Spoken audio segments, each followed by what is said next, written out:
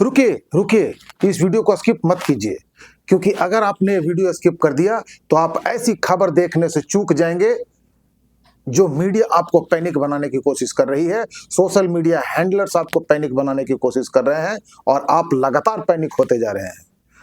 आपको मीडिया में यह बताया जा रहा है कि भारत में इतनी बड़ी ऊर्जा संकट आने वाली है, ऊर्जा की इतनी बड़ी किल्लत होने वाली है, और इसके लिए जिम्मेदार वो मोदी है जिसकी वजह से देश बर्बादी के कगार पे चला जाएगा।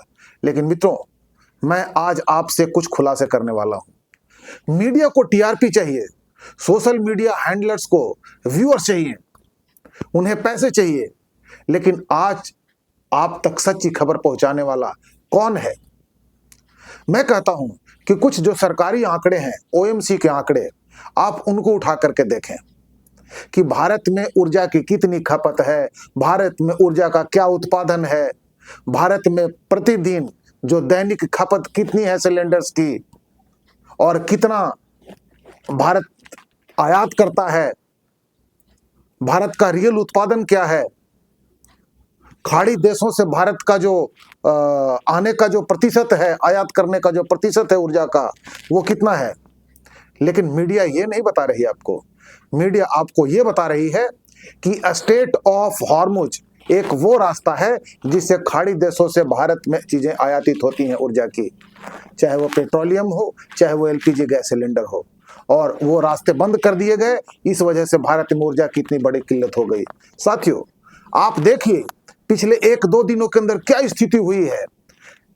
गैस एजेंसियों के अंदर आप देखिए बड़ी से बड़ी लाइन लगी है गैस सिलेंडर लेने के लिए, और इतनी चीजों को पैनिक बनाने की कोशिश की जा रही है। लेकिन आप इसके आंकड़ों को देखिए, क्या भारत में इसकी किल्लत हो सकती है? किसी भी देश में, मैं कहता हूं किसी भी देश में कम से कम 90 से 100 दिनों का स्टॉक्स होता है, कोई भी देश रखता है। क्यों? क्योंकि संसार के 80% देश जो है कि खाड़ी देशों पर निर्भर हैं ऊर्जा के क्षेत्र में, खासकर पेट्रोलियम क्षेत्रों से आयात करने के लिए विवश है, क्योंकि ऊर्जा की जरूरतें खाड़ी देशों से लोगों की पूरी होती हैं, दुनिया का 80% देशों की। और भारत की जहां तक बात है, तो भारत में एक आंकड़े देता हूं साथियों, जो ओएमसी का आंकड़ा है।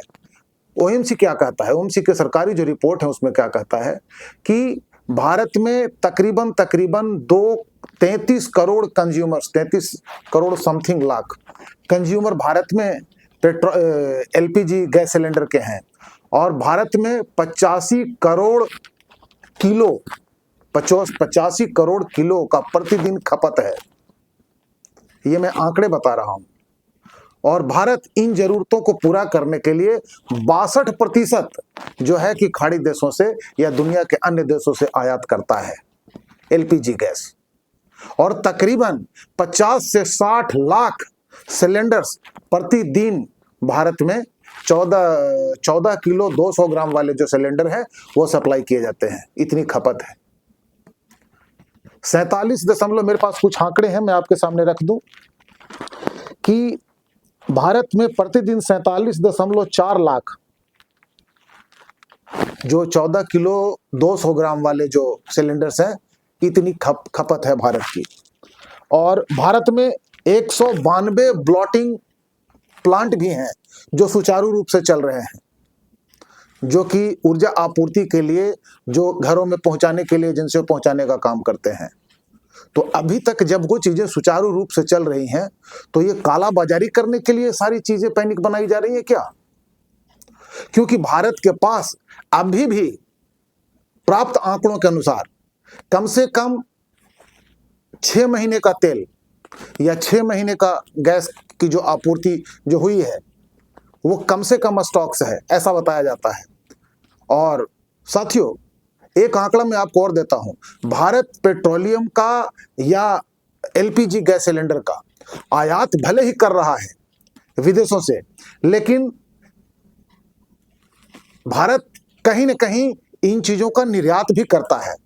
तो इन चीजों को इतना पैनिक बनाने की क्या जरूरत है? पहले एप्स्टीन फाइल लाया गया, फिर यूजीसी ला करके पैनिक बनाने की कोशिश की गई।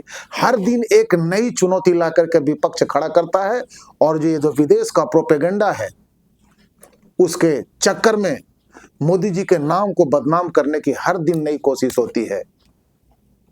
मैं मोदी जी की पैरोकारी नहीं कर रहा, लेकिन ये जब हर तरीके से विफल हो जाते हैं तो एक व्यक्तित्व को धूमिल करने के लिए, जो व्यक्तित्व ताली बजवाकर कोरोना पीरियड में कोरोना का समाधान ढूंढ लिया, अब दुनिया को ऐसा लगने लगा कि इसके चरित्र को खराब करके ही, दिखा करके ही यहाँ के लोगों में इसकी छवि खराब की जा सकती है। तब जाकर के यहाँ इसका हल खामनेई की तरह किया जाएगा, या तो फिर गद्दाफी की तरह किया जाएगा, या तो फिर सद्दाम हुसैन की तरह किया जाएगा, या वेनेजुएला के राष्ट्रपति की तरह किया जाएगा। ये साजिशें चल रही है साथियों, और ये कोई नई खबर नहीं है, आप तक ये खबर नहीं पहुंच रही, लेकिन साजिशें तो चल रही है।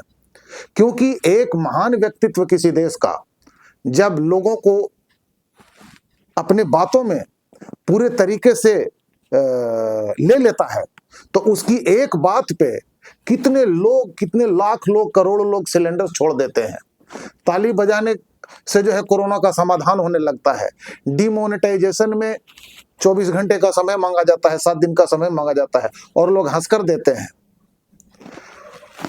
जो ऑपरेशन सिंदूर था, उसमें भारत दृढ़ता के साथ में अपने प्रधानमंत्री के साथ खड़ा हो जाता है। तो इस ताकत से तो अंतरराष्ट्रीय ताकतें घबराएंगी, क्योंकि भारत को जब तक कमजोर नहीं किया जाएगा तब तक उनका उल्लू अंतरराष्ट्रीय वैश्विक मंचों पे ठीक नहीं होगा। साथियों, मैं वीडियो को बहुत लंबा नहीं करना चाहता, लेकिन भारत में जितनी पैनिक दिखाने की कोशिश की जा रही है कि एलपीजी सिलेंडर को लेकर के और पेट्रोलियम को लेकर के, इतनी संकट बिल्कुल भी नहीं है। और मैं सुबोध कुमार, नमस्कार। अगर हमसे कोई भूल हुई होगी तो क्षमा कीजिएगा, क्योंकि जो रिपोर्ट हमारे को जो मिला, जो मिनिस्ट्री ऑफ आपका पीएनजी का, और इसके अंदर जो पीपीएससी के जो आंकड़े हैं, उस आधार पे हमने आप तक बात पहुंचाने की कोशिश की है। धन्यवाद।